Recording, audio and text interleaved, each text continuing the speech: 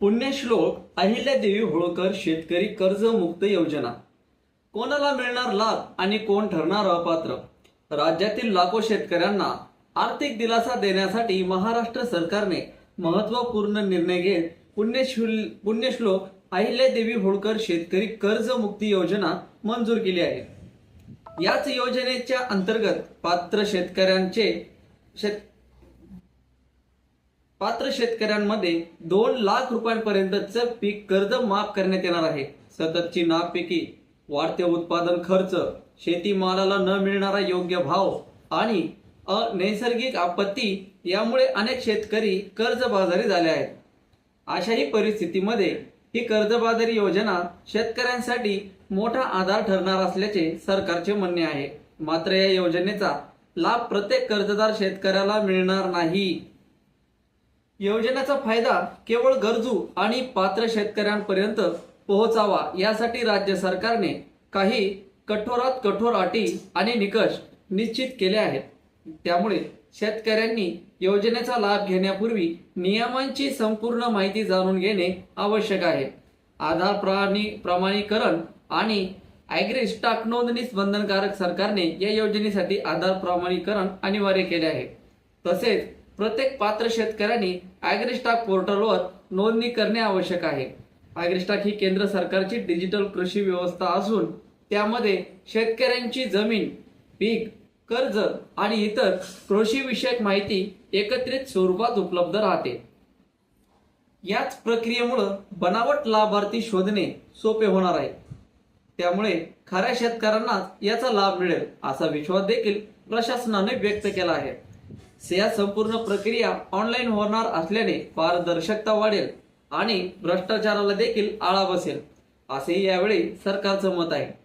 कोणाला मिळणार आहे कर्जमाफीचा लाभ? तर चला मित्रांनो, आपण आता सगळ्यात महत्वाचा मुद्दा जो आहे की कर्जमाफी तर होणार आहे, पण या कर्जमाफीमध्ये कोणाला लाभ याचा मिळणार आहे? तर सगळ्यात पहिले म्हणजे या योजनेचा लाभ अशा शेतकऱ्यांना मिळणार आहे ज्यांनी नियमानुसार पीक कर्ज घेतले आहे आणि ते कर्ज फेडण्यात अडचणी येत आहेत. संबंधित निकष पूर्ण करणाऱ्या शेतकऱ्यांचे 2 लाख रुपयांपर्यंतचे कर्ज माफ केले जाणार आहे. विशेष म्हणजे लहान आणि अल्पभूधारक शेतकरी, नैसर्गिक आपत्तीमुळे ज्यांचं नुकसान झालेलं आहे, जे शेतकरी आर्थिकदृष्ट्या दुर्बल आहेत, या अशा शेतकऱ्यांना या योजनेचा खूप मोठ्या प्रमाणामध्ये फायदा होण्याची दाट शक्यता आहे. मध्ये कोण अपात्र ठरणार? तर सरकारने स्पष्ट केले आहे की आर्थिकदृष्ट्या सक्षम आणि प्रभावशाली व्यक्तींना या योजनेचा लाभ दिला जाणार नाही.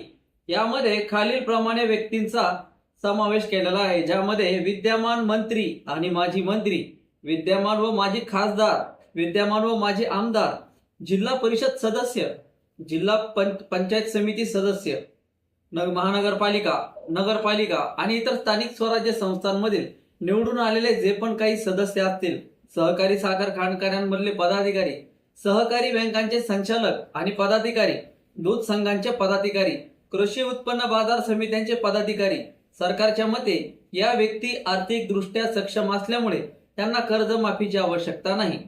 सरकारी कर्मचाऱ्यांनाही लाभ नाही. दर महिना 25,000 रुपयांपेक्षा अधिक वेतन घेणारे शासकीय, निमशासकीय आणि सार्वजनिक क्षेत्रातील अधिकारी व कर्मचारी या योजनेसाठी अपात्र असतील. तसेच केंद्र सरकार, राज्य सरकार, सार्वजनिक उपक्रम महामंडळ आणि इतर सहकारी संस्थांमध्ये कार्यरत असलेल्या कर्मचाऱ्यांनाही कर्जमाफीचा लाभ मिळणार नाही. निवृत्ती वेतनधारकांसाठी ही अट आहे, ज्यामध्ये नागरिकांना दरमहा 25,000 रुपयांपेक्षा जास्त निवृत्ती वेतन मिळते, त्यांनाही या योजनेमधून वगळण्यात आले आहे. मात्र देश सेवा केलेल्या माजी सैनिकांना या अटीतून विशेष सवलत देण्यात आली आहे. आयकर भरणाऱ्या शेतकऱ्यांना देखील याचा लाभ मिळणार नाही. ज्या शेतकऱ्यांचे उत्पन्न केवळ शेतीवरती अवलंबून नसून इतर व्यवसाय आहेत, उद्योग असतील किंवा नोकरीमधून उत्पन्न मिळते, अशा जे नियमितपणे आयकर भरतात त्यांनाही या योजनेचा लाभ मिळणार नाही. या पद्धतीनं जे वरील प्रमाणे जे निकष सरकारने काढले आहे त्यानुसार यापैकी कुठल्याही अधिकाऱ्याला, पदाधिकाऱ्याला किंवा जे पण काही व्यक्ती आहेत यांना या पद्धतीनं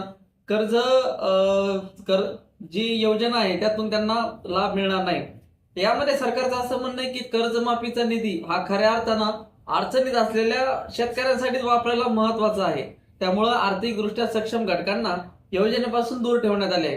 सरकारचा मुख्य उद्देश काय आहे तर राज्यातील शेतकरी कर्जबाजारीपणाच्या समस्येतून स्पष्टपणे पूर्णपणे असं त्यांना बाहेर यावं, त्यांना नव्याने शेतीसाठी भांडवल उपलब्ध व्हावे आणि शेती उत्पादन वाढीस चालना मिळावी, हा या योजनेमागील मुख्य उद्देश आहे.